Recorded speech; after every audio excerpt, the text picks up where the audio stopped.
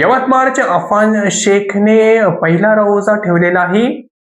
उन्हाचा पारा चढत असताना आणि तहान भुकीची तमाना बागडता यवतमाळ येथील एका 8 वर्षाच्या चिमुकल्याने आपल्या भक्तीचा आणि संयमाचा परिचय दिला आहे.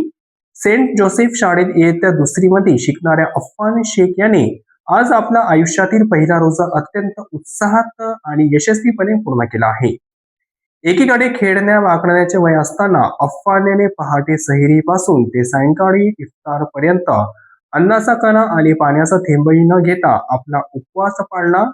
कडक उन्हाळ्याच्या दिवसात मोठ्या माणसांनाही रोजा पाळणे कठीण जाते, तिथे अफवाने दाखवलेला हा निश्चय सर्वांना थक्क करणार आहे. सेंट जोसेफ शाळेतील त्याचे शिक्षक आणि मित्रपरिवाराकडूनही या चिमुकल्या अफवानचे रोजेदारावर अभिनंदनाचा वर्षाव होत आहे.